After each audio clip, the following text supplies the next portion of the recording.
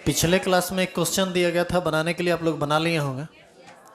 अभी उस क्वेश्चन को हम डिस्कस नहीं करेंगे, अभी थ्योरी स्टार्ट होगा। यदि नहीं बना होगा तो बाद में बता देंगे, टेंशन मत लीजिए। स्टार लगाइए, हेडिंग डालिए। अभिक्रिया की दर पर, और थोड़ा तेजी में लिखेंगे नहीं तो हम फिर मिटा देंगे बाद में इसको।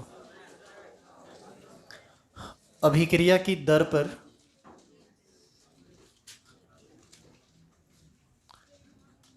सक्रियण ऊर्जा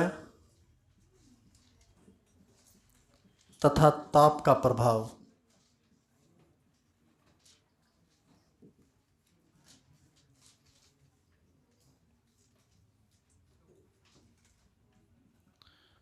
effect of activation energy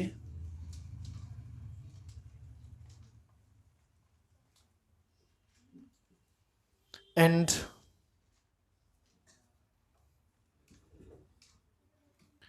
temperature on rate of reaction.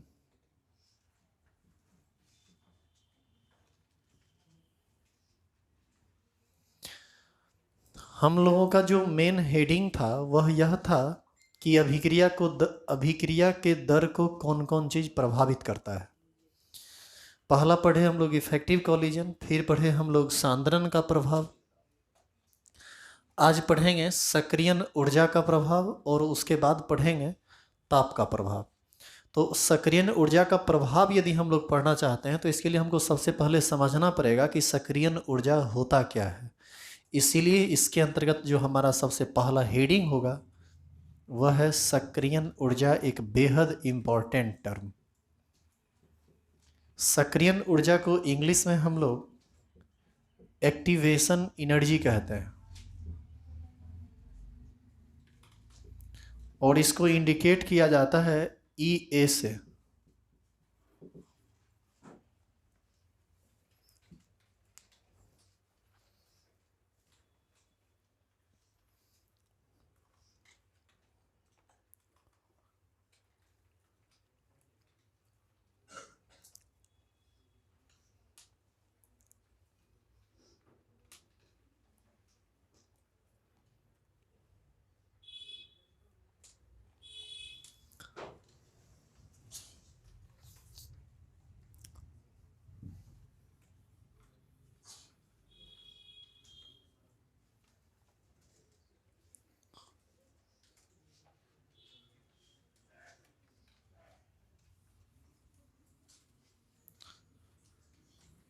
अब कुछ लिखना नहीं है आपको सिर्फ देखना है। मान लीजिए 3 रिएक्शन जिसमें A भी प्रोडक्ट में बदलता है, B भी प्रोडक्ट में बदलता है और C भी प्रोडक्ट में बदलता है। इस 3 रिएक्शन पर हम एक एक करके काम करेंगे और यहाँ पर कुछ अलग अलग तरह की बातों को समझेंगे। यहाँ पर रिएक्टेंट A है, यहाँ रिएक्टेंट B है और यहाँ रिएक्टेंट C है। यानी कुल कितना रिएक्टेंट है आपका? 3, A, B और C। देखो, इस चैप्टर में 3 तरह के ऊर्जा का चर्चा खूब आता है। एक को हम कहते हैं आंतरिक ऊर्जा, एक को कहा जाता है सक्रियण ऊर्जा और एक को कहा जाता है देहली ऊर्जा। इंग्लिश में इंटरनल एनर्जी, एक्टिवेशन एनर्जी और थ्रेशोल्ड एनर्जी, हम सब बात लिखेंगे यहाँ बोर्ड पर। तो इस 3 तरह के ऊर्जा को थ्योरिटिकल समझना तो खैर वो तो बाद में समझेंगे ही जब हम लिखेंगे। तो सबसे ज़्यादा ज़रूरी यह है कि आप इसको प्रैक्टिकल समझिए, फील कीजिए कि वास्तव में वो है क्या। क्योंकि जब तक दिमाग में बैठेगा नहीं वो, फिर आप इस बात को समझ नहीं पाएंगे कि सक्रियण ऊर्जा या ताप अभिक्रिया के दर को या अभिक्रिया के स्पीड को कैसे प्रभावित करता है। तो उसको आप फील कीजिए। देखिए, हर सब्सटेंस की अपनी कुछ ना कुछ अपनी ऊर्जा होती है जो प्राकृतिक रूप से उसको मिलता है। जैसे पेट्रोल में यदि आप एक तीली जला दीजिए तो पेट्रोल जलने लगता है और बहुत मात्रा में ऊष्मा निकालता है। ऊष्मा क्या है? एक ऊर्जा ही है ना। तो पेट्रोल यदि ऊर्जा निकाल रहा है जलकर, तो निश्चित है कि उसके पास पहले से ऊर्जा स्टोर था, तब न वो जलकर ऊर्जा निकाल रहा है। क्योंकि ऊर्जा का निर्माण तो संभव है नहीं। आप ये बात साइंस के लोग एक पोएम की तरह रट के रखते हैं, energy can neither be created not destroyed. ऊर्जा का निर्माण विनाश ये सब संभव नहीं है। तो कहने का यह मतलब है कि पेट्रोल जलने के बाद ऊर्जा यदि दे रहा है, इसका मतलब है उसमें एनर्जी स्टोर है, तब ना वो ऊर्जा दे रहा है। तो लकड़ी जलाइए, वो भी ऊर्जा देता है। कोयला जलाइए, जलने के बाद वह भी ऊर्जा देता है। पेट्रोल भी ऊर्जा देता है। कोई भी छोटा से छोटा चीज, बड़ा से बड़ा चीज, कोई भी चीज हो, सबकी अपनी कुछ न कुछ ऊर्जा होती है जो प्राकृतिक रूप से उसको मिलती है। और ये ऊर्जा किसी की अधिक होती है और किसी की कम होती है, लेकिन ऊर्जा सबकी होती है। और प्राकृतिक रूप से मिलने वाली यही ऊर्जा उस पदार्थ की अपनी आंतरिक ऊर्जा कहलाती है, जिसको हम इंटरनल एनर्जी कहते हैं। तो यदि यहाँ पर 3 रिएक्टेंट है, ए, बी और सी, तो निश्चित है कि इस तीनों की भी कुछ न कुछ आंतरिक ऊर्जा होगी। मान लीजिए ए का आंतरिक ऊर्जा 30 जूल है, बी का मान लीजिए 40 जूल है और सी का मान लीजिए 50 जूल है। ये क्या है? आंतरिक ऊर्जा। अब इस सब की देहली ऊर्जा, देहली ऊर्जा का मतलब अब समझिए। पहले देहली ऊर्जा तो समझाए हुए हैं पहले, लेकिन एक बार फिर से समझिए। मान लीजिए इस सब की देहली ऊर्जा 60 जूल है। अब इसका मतलब समझो। ए का अपना ऊर्जा कितना जूल है? 30 जूल। और ए का देहली ऊर्जा कितना है? 60। 30 तो समझ गया क्या है, 60 क्या है सो देखिए। यदि ए की ऊर्जा 60 जूल के बराबर हो जाए या 60 जूल से अधिक हो जाए, तो यह देहली ऊर्जा को टच कर लेगा। और देहली ऊर्जा आर पार का चीज होता है, ये रिएक्टेंट और प्रोडक्ट के बीच का चीज होता है। देहली ऊर्जा से यदि कम ऊर्जा है तो यह ए के रूप में रहेगा, लेकिन जैसे ही ए की ऊर्जा 60 जूल हो जाएगी, वह किस में कन्वर्ट कर जाएगा? पी में। ज़्यादा भी कर देंगे तो भी किस में बदल जाएगा? पी में। यानी यदि रिएक्टेंट को प्रोडक्ट में बदलना है तो हर हाल में उसकी ऊर्जा देहली ऊर्जा के या तो बराबर होनी चाहिए या उससे अधिक होनी चाहिए। देहली ऊर्जा समझ में आया कि क्या है? देहली ऊर्जा कुल मिलाकर ऊर्जा है, जिसको पाकर कोई रिएक्टेंट किसमें कन्वर्ट कर जाता है? प्रोडक्ट में। अब आप ये बताइए कि आंतरिक ऊर्जा 30 है, देहली ऊर्जा 60 है, तो कुछ ऊर्जा घट रहा है ना इसको। तो कुछ ऊर्जा घट रहा है, यदि ये ऊर्जा इसको ऑटोमेटिकली मिल जाता तो क्या ए के रूप में रहता? यदि ए को अपने आप 30 जूल और ऊपर से मिल जाता ऊर्जा, तो ऐसी स्थिति में क्या ए रहता? वह डायरेक्ट पी के रूप में रहता। फिर ए के रूप में क्यों रहता? क्योंकि वही 30 जूल बैरियर बना हुआ है इसके लिए। पेट्रोल जलता है, ये सब जानते हैं, लेकिन क्या पेट्रोल यहाँ सिर्फ छिड़क दे तो जलने लगेगा? क्या करना पड़ेगा? एक तीली तो जलानी पड़ेगी। देखिए, एक्टिवेशन एनर्जी का मतलब होता है एक्टिवेट करने वाली ऊर्जा। खूब मोबाइल बरका ले लिया, सिम लगा लिया और सिम एक्टिवेट है ही नहीं, तो वो मोबाइल फिर किसी काम का नहीं है, इंटरनेट के ख्याल से, बात करने के ख्याल से, नेटवर्क के ख्याल से। तो पेट्रोल में खूब ऊर्जा स्टोर है, सब जान रहे हैं, लेकिन यदि एक तीली नहीं जला तो वह सक्रिय नहीं हो पाएगा। और आप जो तीली जलाए वह एक ऊर्जा है, किस लिए आप दिए? पेट्रोल को सक्रिय करने के लिए, मतलब ताकि वह रासायनिक अभिक्रिया कर सके, जल सके, यही सक्रिय ऊर्जा कहलाएगा। अब बताइए, एक अपना ऊर्जा 30 है, इसको सक्रिय करने के लिए और कितना ऊर्जा चाहिए? 30। इसलिए ना तुम 30 बोला, ताकि उसको 60 पुराना है और यह रिएक्शन कर ले। तो यही 30 जूल जो ऊर्जा हुआ, यह क्या कहलाएगा? सक्रिय ऊर्जा। किसका? ए का। समझ में आया बात? इसका 40 है, तो इसको मात्र 20 चाहिए, और इसको तो किसकी सक्रिय ऊर्जा सबसे कम? सी के। सी का ना सक्रिय ऊर्जा सबसे कम हुआ। अच्छा, आप ये बताइए कि पेट्रोल को जलाना और कोयला को जलाना, दोनों में किसको जलाना आसान है? पेट्रोल को। किसकी सक्रिय ऊर्जा कम होगी? पेट्रोल की। जिसको जलाना आसान है उसकी सक्रिय ऊर्जा कम है, और जिसकी सक्रिय ऊर्जा कम है उसके रिएक्शन करने का रेट उतना ही अधिक है। पेट्रोल में एक तीली जला देना तो पूरा राख कर देगा वो, और कोयला में एगो तीली जला के फेंक दिए, सुनबो नहीं करेगा कौन ची आया नया, सुनेगा रे? एगो धुइयों मारेगा तो नहीं बनी, कुछ नहीं करेगा वो। पति टाइप का चीज़ होता है, एक बार धर लिया तो फिर उसका नाम ही मत लो, तो पेट्रोल से भी ज़्यादा खतरनाक है। तो कहने का यह मतलब है कि अलग अलग देखो, हर पदार्थ में अपनी कुछ न कुछ ऊर्जा, जैसे कोयला में भी ऊर्जा स्टोर है, पेट्रोल में भी ऊर्जा स्टोर है, लेकिन उसको एक्टिवेट करने के लिए अलग अलग मात्रा में ऊर्जा देनी पड़ रही है। पेट्रोल में बहुत कम मात्रा में ऊर्जा देने से एक्टिवेट हो गया, कोयला में बहुत अधिक मात्रा में ऊर्जा दिए तब जाके वह एक्टिवेट हुआ। क्या बात समझ में आ रही है? तो कोयला और पेट्रोल में सक्रियण ऊर्जा किसका अधिक हुआ? कोयला का। इसीलिए कोयला धीरे धीरे रिएक्शन करता है। अब एक इनडायरेक्टली संबंध तो समझ में आ ही गया होगा कि सक्रियण ऊर्जा अभिक्रिया के स्पीड को प्रभावित करेगा।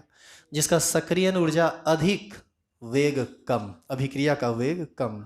और सक्रियण ऊर्जा जितना कम होगा, अभिक्रिया का वेग उतना ही अधिक होगा। वो तो यहाँ से दिख रहा है, 10 देंगे उतने में रिएक्शन कर लेगा। इसको तो 30 लेना पड़ेगा ना, तो 30 लेगा तो 30 लेने में भी टाइम लगेगा, देने में भी टाइम लगेगा। बात समझ में आ रही है? और जितना ज़्यादा टाइम लेगा, स्पीड या रेट उतना ही घटेगा। तो इसका तो कैलकुलेशन खैर बाद में करेंगे, फिलहाल आपको ये समझ में आया कि सक्रियण ऊर्जा क्या है। अब आप इसका प्रॉपर डेफिनेशन सुनिए। डेफिनेशन बाद में सुनेंगे, पहले आप इस तीनों ऊर्जा को फिर से समझिए। 3 तरह का ऊर्जा का चर्चा आया ना यहाँ। किसी भी पदार्थ को प्राकृतिक रूप से जितनी ऊर्जा मिलती है वह कहलाती है उसकी आंतरिक ऊर्जा। कुल ऊर्जा जो पाकर रिएक्टेंट प्रतिफल में बदल जाता है वह कहलाता है देहली ऊर्जा। और रिएक्टेंट मॉलिक्यूल को जो अतिरिक्त ऊर्जा हम देते हैं ताकि वह रासायनिक अभिक्रिया में भाग ले सके या रिएक्टेंट प्रतिफल में बदल सके, अतिरिक्त ऊर्जा की मैं बात कर रहा हूँ, टोटल की नहीं, अतिरिक्त ऊर्जा की। वही अतिरिक्त ऊर्जा क्या कहलाता है? सक्रियण ऊर्जा। Then it can be defined as additional energy given to the reactant molecules to take part in a chemical reaction or to convert into product is called activation energy। अभिकारक के अणुओं को अभिक्रिया में भाग लेने के लिए या प्रतिफल में बदलने के लिए जो अतिरिक्त ऊर्जा दी जाती है उसे हम उस अभिकारक की सक्रियण ऊर्जा कहते हैं। क्लियर है ये चीज़? इसको एक और तरीके से डिफाइन किया जा सकता है। 60 minus 30 30, 60 minus 40 20, 60 minus 50 10। It means the difference of threshold energy and internal energy is called activation energy. Delhi ऊर्जा और आंतरिक ऊर्जा के अंतर को सक्रियण ऊर्जा कहते हैं। आई बात समझ में? पहले आप इस डाटा को उतारिए फिर डिफाइन करेंगे।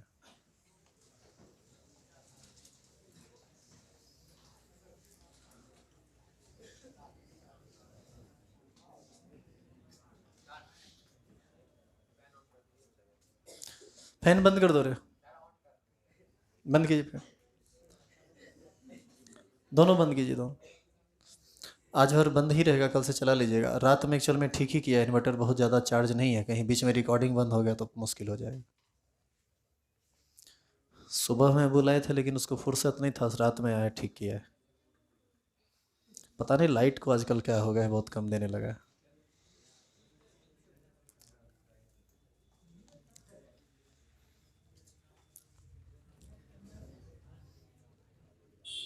गर्मी ढंग से आने दो, फैन चलेगा। और यदि लाइट नहीं रही तो जनरेटर का व्यवस्था किया जाएगा, आप उसके लिए टेंशन में मत आइए।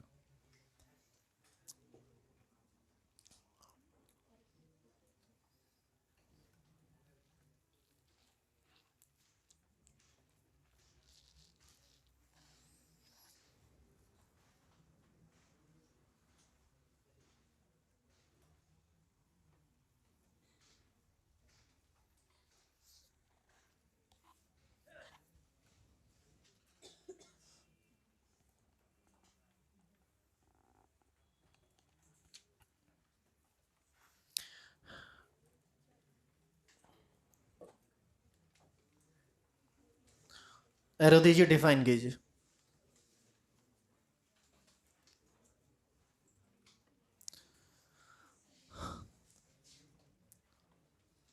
लिखेंगे अभिकारक के अणुओं को, अभिकारक के अणुओं को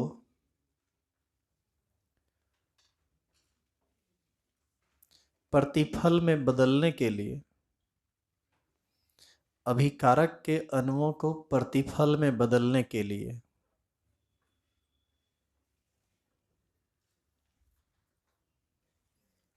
या रासायनिक अभिक्रिया में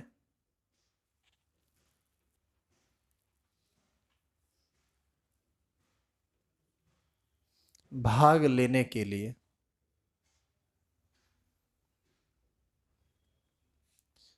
जो अतिरिक्त ऊर्जा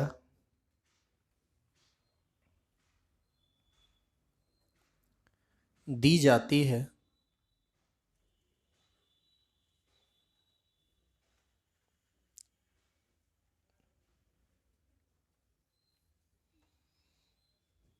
उसे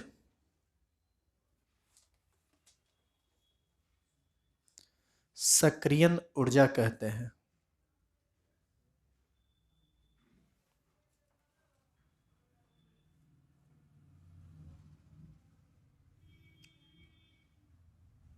और करके दूसरा डेफिनेशन लिखिए।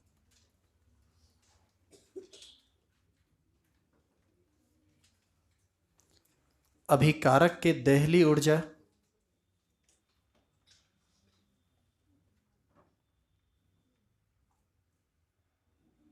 तथा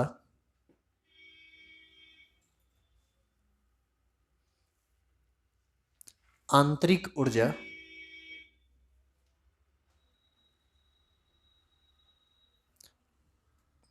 के अंतर को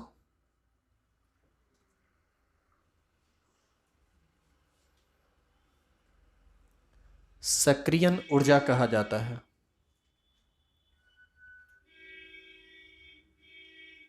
सक्रियण ऊर्जा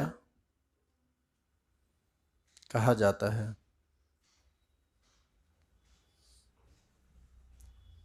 हो गया, लिख लिए। देखो, अब तुमको हम एक ग्राफ समझा रहे हैं। इस ग्राफ पर बहुत सारा बात तुमको समझ में आएगा। जनरली लोगों के दिमाग में कुछ मिसकंसेप्शंस होते हैं, कुछ गलत चीज़ बैठ जाता है। जनरली लोग समझा भी देते हैं गलत तरीके से, समझाने के लिए गलत तरीका यूज कर लेते हैं, जिसकी वजह से ये मिसकंसेप्शन आता है। जैसे ऊष्माक्षेपी अभिक्रिया, ऊष्माशोषी अभिक्रिया, समतापीय अभिक्रिया तुम जानते हो। समतापीय अभिक्रिया क्या होता है? यह वह अभिक्रिया होती है जिसमें ऊष्मा का त्याग ग्रहण नहीं होता है। ऊष्माक्षेपी जिसमें ऊष्मा का त्याग होता है, और ऊष्माशोषी जिसमें ऊष्मा ग्रहण होता है। लेकिन सच्चाई ये नहीं है, सच्चाई कुछ और है। हर रासायनिक अभिक्रिया को, चाहे वह ऊष्माक्षेपी हो, ऊष्माशोषी हो या समतापीय हो, हर अभिक्रिया को ऊर्जा की जरूरत पड़ती है, सबको पड़ती है। तो सबको जब ऊर्जा की जरूरत पड़ती है तब तो सब जो है ऊष्माशोषी हो गया ना। समझ में आ रही है बात? ऊर्जा की जरूरत पड़ती है मतलब ऊष्मा के रूप में आप ऊर्जा दीजिए, तब तो सब तो ऊष्माशोषी हो गया। तो फिर समतापीय और ऊष्माक्षेपी कैसे हुआ? इस सब चीज़ के कंसेप्ट को थोड़ा आप क्लियर कर लीजिए, क्योंकि ये बात आप अच्छे तरीके से नहीं जानते हैं, जबकि आपको ये चीज़ जानना होगा इस चैप्टर में। नहीं तो समझ में एक रियल कंसेप्ट केमिस्ट्री का नहीं समझ में आएगा, फिर आपको केमिस्ट्री भारी लगेगा। तो इसी चीज़ को हम आपको एक ग्राफ के द्वारा समझाते हैं। लिखना किसी को कुछ नहीं है, पूरा का पूरा समझना है। बात इसमें बहुत बड़ा बड़ा है, लेकिन उतना बड़ा बड़ा बात हम करेंगे नहीं, जितना आपका लेवल है उतने तक करेंगे। देखो, हम एक ग्राफ खींच रहे हैं। यह ग्राफ टेम्परेचर और एनर्जी के बीच का ग्राफ। मान लीजिए ए कोई रिएक्टेंट है जिसको कन्वर्ट होना है किसमें? पी में। अच्छा ये बताइए, ए की अपनी कुछ ना कुछ ऊर्जा होगी, तो ए की ऊर्जा को हम यहाँ दिखाते हैं। ऊर्जा का तो एक्सिस यही है ना, इसको हम एच ए कह देते हैं। एच ए का मतलब इंथैल्पी ऑफ ए, या ए की इंथैल्पी, या ए की ऊर्जा आप कह सकते हैं, कोई दिक्कत नहीं है। अब आप ये बताइए, ए को पी में यदि बदलना है तो हर हाल में ए और पी के बीच का एक बाउंड्री होगा जिसको हम देहली ऊर्जा कहते हैं, जहां तक पहुंचकर ए किस में बदल जाएगा, पी में। तो मान लो यह वह बाउंड्री है, यही है आपका देहली ऊर्जा। अब हम क्या करेंगे, इस ए को गर्म करना शुरू करेंगे, तो यानी टेम्परेचर बढ़ाना शुरू कर दिए। टेम्परेचर जैसे ही बढ़ेगा तो ए की एनर्जी बढ़ने लगेगी, ए की एनर्जी बढ़ने लगी, और बढ़ने लगी तो एक्चुअल में ये सक्रियण ऊर्जा के रूप में ही हम इसको ऊर्जा देना प्रारंभ कर दिए हैं। तो अब जो ऊर्जा तुम दे रहे हो ताकि यह रासायनिक अभिक्रिया में भाग ले ले, तो इसका आंतरिक ऊर्जा तो इतना था ही। अब जो तुम ऊर्जा दे रहे हो काहे दे रहे हो, ताकि यह देहली ऊर्जा को छुए। मतलब तुम किस रूप में ऊर्जा दे रहे हो, तुम अतिरिक्त ऊर्जा इसको दे रहे हो सक्रियण ऊर्जा के रूप में, ताकि इसकी ऊर्जा देहली ऊर्जा को टच करे और यह प्रतिफल में बदल जाए। तो यहाँ पर हम टेम्परेचर बढ़ाना शुरू किए, ये बढ़ता गया बढ़ता गया बढ़ता गया, इस तरह से जैसे ही इसको टच करेगा तो आप यहाँ से लेकर यहाँ तक के पॉइंट को समझिए। यहाँ से लेकर यहाँ तक ताप बढ़ने के बावजूद भी ए के रूप में ही है, ए में कोई परिवर्तन नहीं हुआ है। बस अंतर यह है कि यहाँ पर ए की ऊर्जा कम थी और जैसे जैसे ऊपर बढ़ता गया इसकी ऊर्जा बढ़ती गई। जब तक ये अपना बर्दाश्त करना था किया, लेकिन देहली ऊर्जा तक एक सीमा पार हुआ और वहाँ पर जाके अब ये ए के रूप में नहीं रहेगा, इसमें केमिकल चेंज आ जाएगा, रासायनिक परिवर्तन होगा और ए किस में बदल जाएगा, पी में। अब आप ऊर्जा देना बंद कर दीजिए तो भी कोई फर्क नहीं पड़ता है, क्योंकि अब वह किस में बदल चुका है, पी में। अब पी में ये बदल गया, मान लो यहाँ पर आके पी बनाइए, तो इस जगह पर मान लीजिए ये क्या बन गया, पी।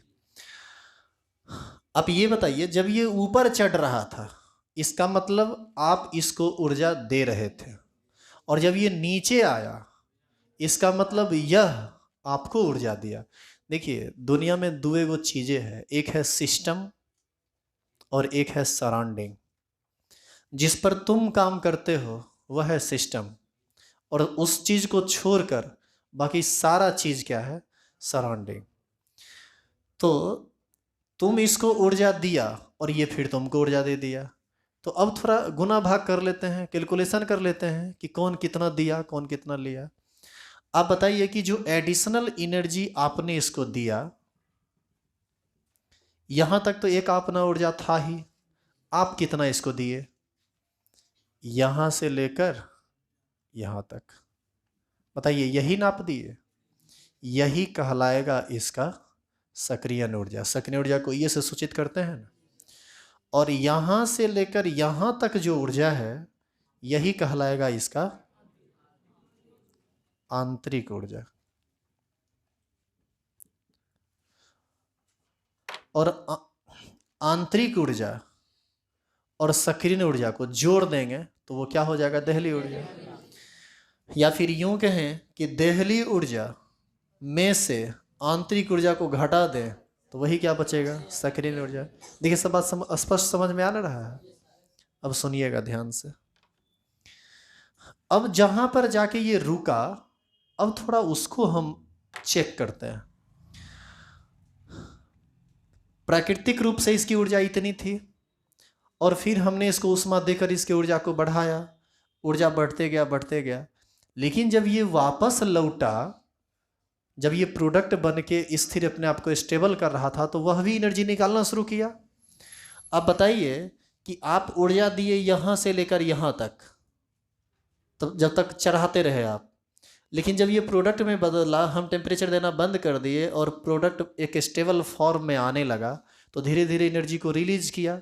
एनर्जी को रिलीज करने के दौरान वह कहाँ तक रिलीज किया एनर्जी को, यदि हम इस बात को समझें तो आपको ऐसा नहीं लगता है कि यहाँ से डाउनफॉल इसका शुरू हुआ, तो ये कहाँ तक डाउन किया, यहीं तक ना।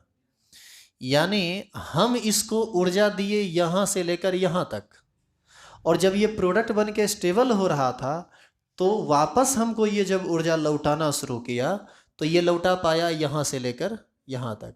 क्या पूरा ऊर्जा हमको लौटाया ये, कि कुछ रख लिया, कुछ रख लिया। इसका मतलब ये ओवरऑल ऊष्मा का शोषण कर लिया। इसका मतलब इस प्रकार का जो रासायनिक अभिक्रिया होगा वह ऊष्मा शोषी अभिक्रिया होगा। आई बात समझ में? अब जब ये प्रोडक्ट बनने के दौरान ये इस तरह से भाग जाता नीचे और यहाँ आके रुकता इस जगह पर, इसका मतलब ये यहाँ पर आ गया। अब इसका ऊर्जा, हम इसको ऊर्जा दिए यहाँ से लेकर यहाँ तक, और जब ये प्रोडक्ट बन के स्टेबल हो रहा था तो यह ऊर्जा लौटाया यहाँ से लेकर यहाँ तक, तो यहाँ तक दिए यहाँ तक लौटाया, तो यहाँ इतना तो काम खत्म हुआ, लेन देन बराबर।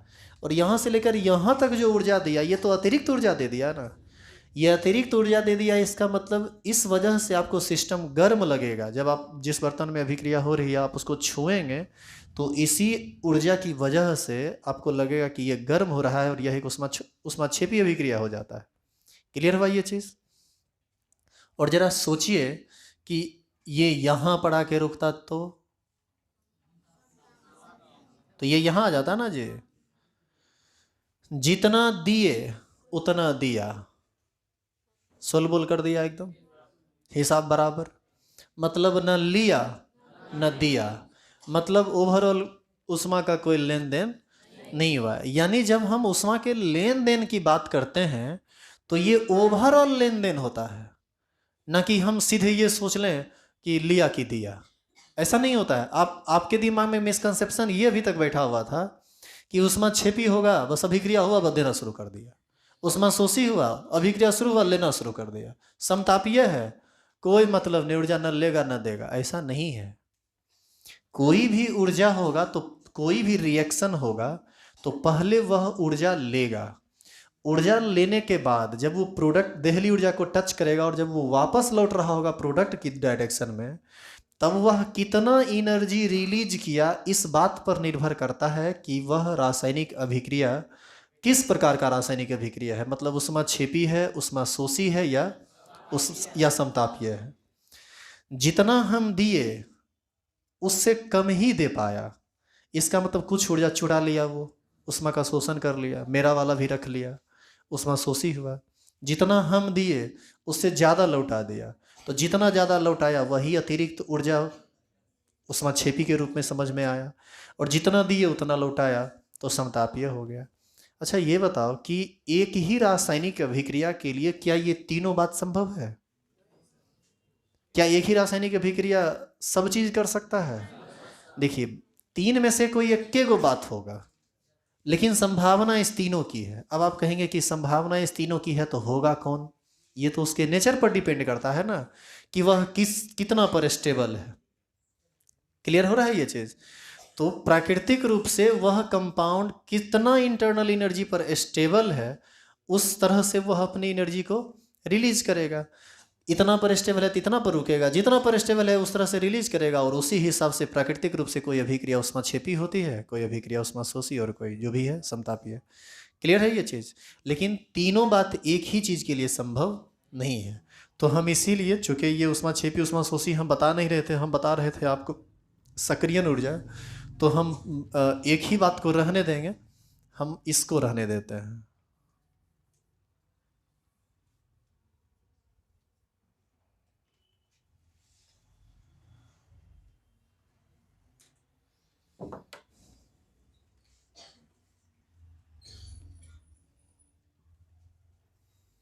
क्लियर है ये चीज? अब सुनो, ए को पी में कौन बदलने नहीं दे रहा था? बैरियर का काम कौन कर रहा है? आंतरिक ऊर्जा तो है ही इसके पास, देहली ऊर्जा तक पहुंच जाता तो अभिक्रिया कर ही लेता। तो बैरियर कौन बन रहा है? सक्रियण ऊर्जा। तुमको एक हवाई जहाज खरीदनी है, 1 करोड़, मान लो 1 करोड़ उसका दाम है, और तुम्हारे पास 99 लाख रुपया है, क्या तुम हवाई जहाज खरीद पाओगे? तो तुम्हारे लिए बैरियर कौन है? 1 लाख। तो 1 करोड़ को क्या मानोगे तुम यहाँ पर? देहली ऊर्जा। 99 लाख क्या है? आंतरिक ऊर्जा। तो तुमको सक्रिय करने के लिए, मतलब हवाई जहाज खरीदवा देने के लिए कितना चाहिए? वही सक्रिय ऊर्जा कहलाएगा। यानी बैरियर का काम कौन किया? 99 लाख या 1 करोड़? 1 लाख। इसीलिए एक्टिवेशन एनर्जी जो है ना वो एक बैरियर एनर्जी है जो रिएक्टेंट को रिएक्टेंट के रूप में रखता है, मतलब रिएक्टेंट को उसके औकात में रखता है। रिएक्टेंट यदि रिएक्टेंट है तो किसकी वजह से? एक्टिवेशन एनर्जी की वजह से, क्योंकि बेटा उतना एक्टिवेशन एनर्जी होगा तब ना तुम पहुंचोगे वहाँ, प्रोडक्ट में बदलोगे। नॉर्मली तुमको मिलेगा नहीं ना, जब आदमी तुमको देगा कराएगा तब जाके तो रिएक्शन करेगा, प्रोडक्ट में बदलेगा। क्लियर भाई ये चीज़? इसीलिए इस ग्राफ का नाम है एनर्जी बैरियर ग्राफ। समझ गए आप? अब ग्राफ उतारना शुरू कीजिए।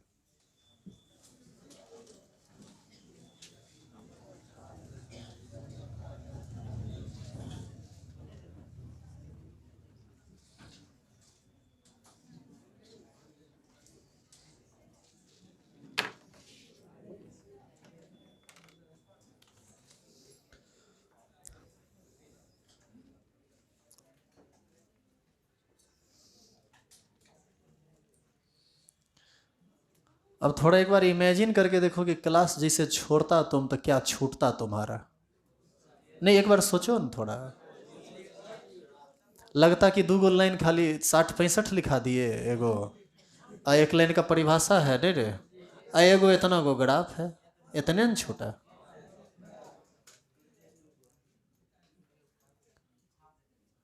तो उतना तो लगेगा दूर 1 पेज होबे कि कोनो पढ़ाई हुआ, पढ़ाई नहीं हुआ।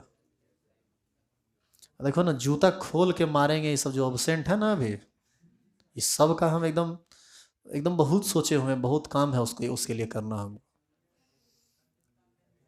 जूता तो रोजे हम पहन के आते हैं, पता नहीं चलेगा क्या बात करता है।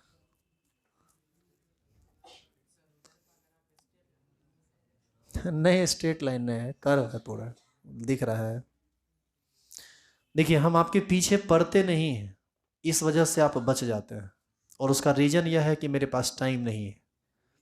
नहीं तो खबर ले लें हम एक एक का, तुम्हारे बॉडी लैंग्वेज से तुम्हारा हर चीज़ हमको समझ में आता है।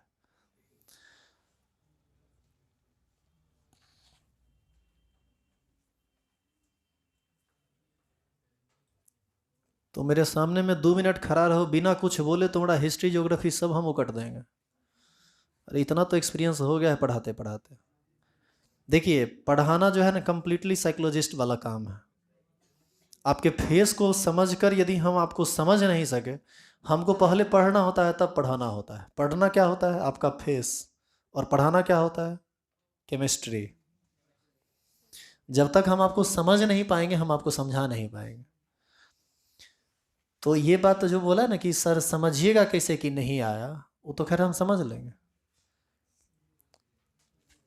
खाली नहीं उतना पीटते उठते हैं। हमको लगता है दूर कुत्ता वाला जिंदगी जी रहा है, जिएगा कल के डेट में भी, कितना इसके पीछे आदमी पागल है। जिसको अपने लाइफ की परवाह ही नहीं है, जिसको खुद के करियर का चिंता ही नहीं है, हमको क्या हेरा गया है तुम्हारे पीछे हम पड़े रहे। रुपया खाली टाइम टू टाइम देते रहो, मजा लेते रहो, कोई दिक्कत नहीं है, कोनो बातें नहीं है। तो पढ़ो नहीं पढ़ो, अरे इस साल फेल कर जाएगा, अगला साल फिर हो जाएगा।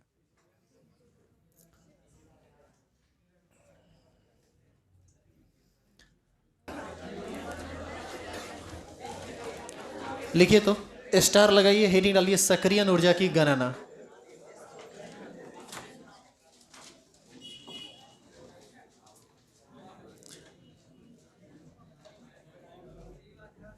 सक्रियण ऊर्जा की गणना,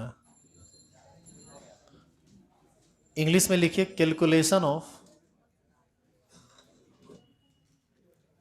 एक्टिवेशन एनर्जी। माँ बाप बेचारे कितना भीड़ से रुपया जमा करके तुम लोग को रुपया देते हैं कि जाओ बेटा पढ़ो, अब बेटा यहाँ खेल कर रहा है।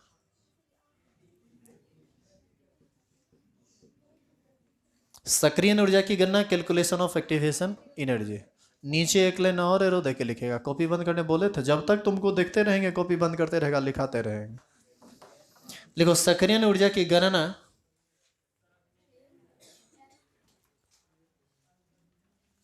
सक्रियण ऊर्जा की गणना आर्हेनियस के, बोर्ड पर से देखे लिखिए, आर्हेनियस के प्रायोगिक समीकरण, आर्हेनियस के प्रायोगिक समीकरण द्वारा किया जाता है। सक्रियण ऊर्जा की गणना आर्हेनियस के प्रायोगिक समीकरण द्वारा किया जाता है। नीचे एरो दे के लिखना था, सक्रियण ऊर्जा की गणना आर्हेनियस के प्रायोगिक समीकरण द्वारा किया जाता है। और ये समीकरण लिख के छोड़ देंगे, k बराबर a into e to the power minus E A by R T. Actual में इसी को हम लोग बोलते हैं आर्हेनियस का प्रायोगिक समीकरण। इस पर डिटेल में बात कल होगा। लॉग और एल एन बढ़िया से देख के आइएगा, आज लास्ट बार बोल रहे हैं, कल से जबरदस्त तरीके से इसका यूज शुरू हो जाएगा। क्या हुआ?